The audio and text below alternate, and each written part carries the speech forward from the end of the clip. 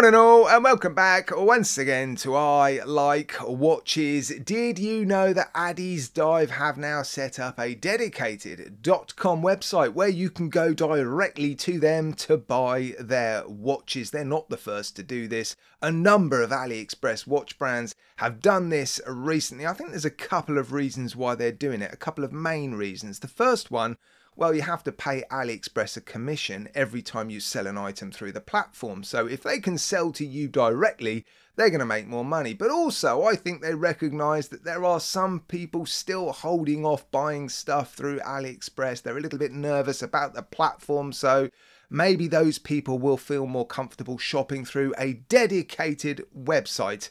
I don't know, those are just my thoughts, that's what I think anyway. Addiesdive.com did reach out to me a little while ago. Let me know, guys, maybe you can tell me why they're setting up these websites. They did reach out to me a little while ago, inviting me to take a look at their dedicated .com website. I saw 3 watches that I really liked, and they said, yeah, sure, we'll send you those watches, and you can show them to your audience.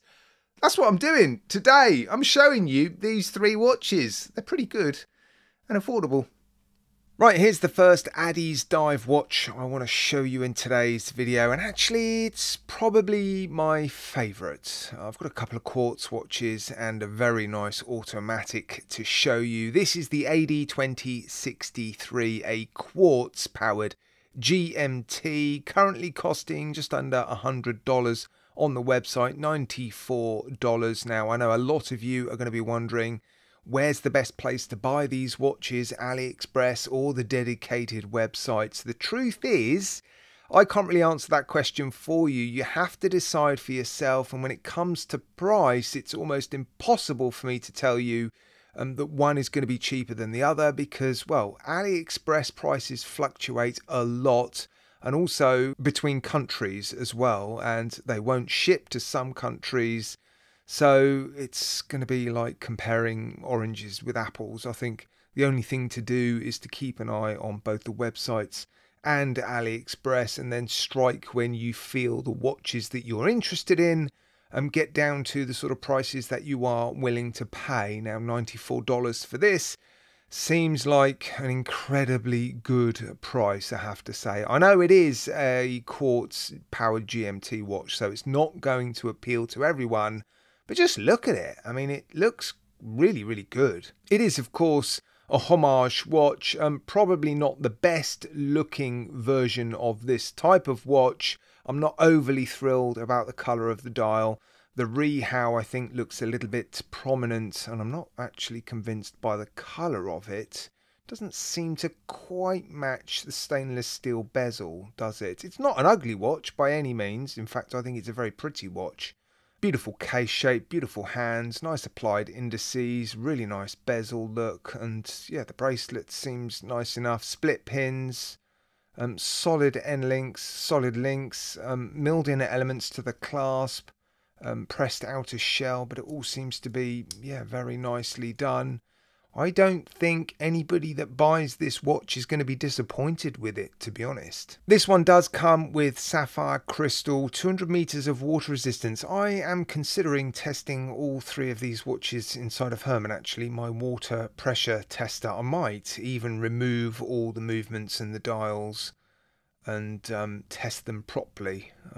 By removing those elements, you can really test the cases and the water resistance a little bit more vigorously than perhaps you would want to if the movements are still inside. But yeah, I like this watch, actually. I really do like it. I like Grand Seiko watches. I like Seiko watches, so of course it's going to appeal to me. But for the money, I think it is a beautifully finished, well-proportioned, good-looking watch. Now, you could argue watch number 2 is a version 2 of probably their best-selling and most popular watch.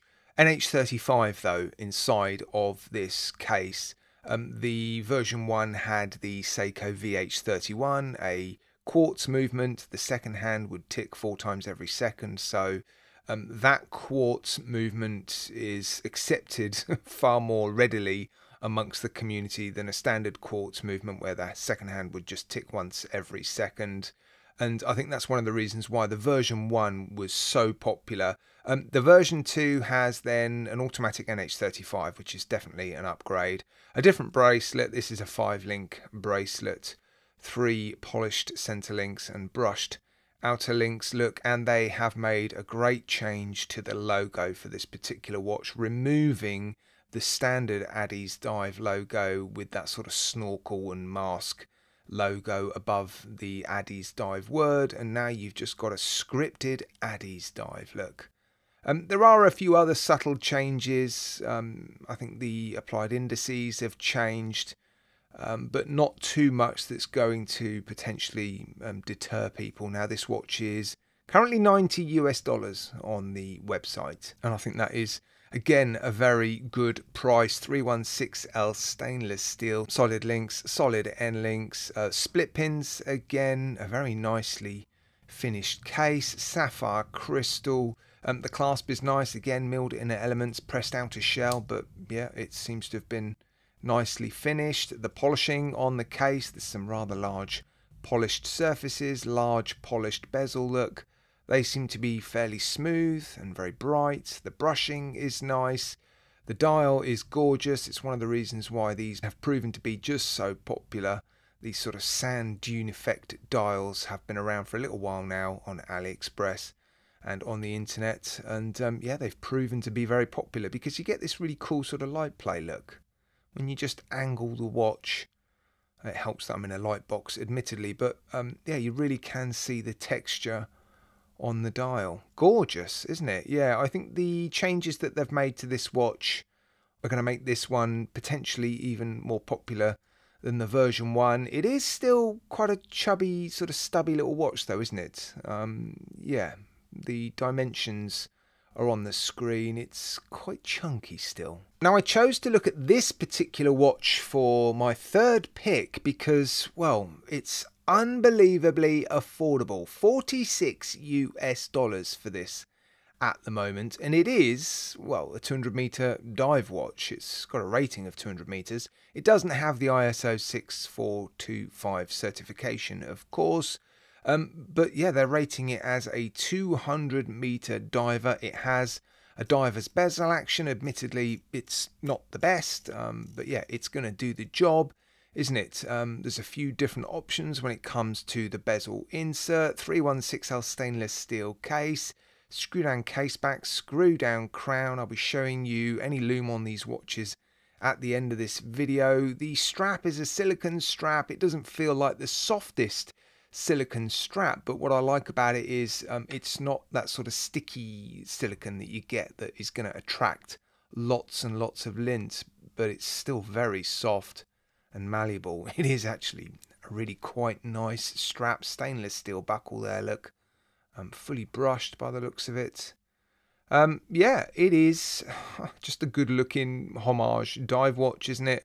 The specifications aren't the best. I'm not wild about the frame around the date complication at the 3 o'clock. It doesn't have sapphire crystal. It has mineral crystal. It has a quartz Miyota 2115 movement. The second hand isn't hitting the markers, look, which is a bit disappointing. But for less than $50, if it survives a dunk inside of Herman, I don't think that's bad value at all, because it is a very nice, bright, colourful looking dive watch. There's a few different colours available, a couple of different bezel inserts, so lots to pick from. And for $50 or less than $50, yeah, doesn't look to be bad at all, does it? So those are my 3 picks, and I picked them all for fairly different reasons, actually. That last one because it's just such an affordable 200-meter good-looking dive watch. The second one I picked because it is the new version 2 of their most popular watch so far, so I think that one